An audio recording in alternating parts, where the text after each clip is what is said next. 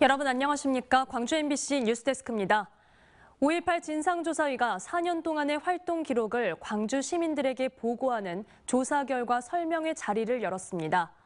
진조위의 조사 결과가 미흡하고 오히려 왜곡에 대한 우려를 낳는다는 지적에 대해 공식 사과했지만 시민들은 분통을 터뜨렸습니다. 송정근 기자입니다. 5.18 진상규명조사위가 지난 4년 동안 조사한 결과를 광주 시민들에게 보고하고 종합보고서가 어떻게 만들어지는지를 설명하기 위해 마련된 6번째 자리. 송선태 진상규명조사위 위원장은 이 자리에서 광주 시민들에게 사과부터 했습니다.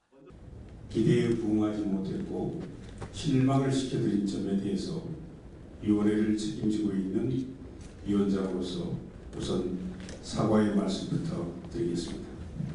진상조사위는 조사 과정에서 밝혀낸 성과에 대해서 시민들에게 설명했습니다. 이희성 당시 계엄사령관 등의 진술을 통해 전두환이 5.18 진압작전을 총체적으로 주도했다는 사실을 확인했다고 밝혔고 왜곡 세력들이 주장하고 있는 칼빈 총상 사망자를 M16 총상으로 정정하는 등 성과를 이뤄냈다고 말했습니다. 북한 특수군 아니면 시위대의 총격에 의해서 조사천 씨가 사망했다라고 일관되게 주장을 해왔었어요. 그 칼빈이 아니라 M16의 파편이라고 하는 사실을 최종적으로 확인을 했고. 하지만 시민들의 반응은 싸늘했습니다.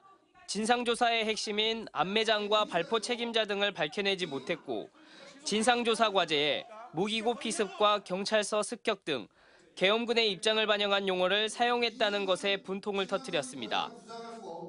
강주를 대신해서 강주 아픈 사람을 대신해서 조사를 해요. 조사란 것은 피해자 중심의 조사지 가해자 입장의 조사가 아니지 않습니까? 또 5.18을 신군부의 헌법 파괴 행위라고 규정한 97년 대법원 전원합의체 판결 등 법원 판결을 기준으로 조사를 했어야 했는데 굳이 다시 논란을 일으키는 조사를 했다는 겁니다.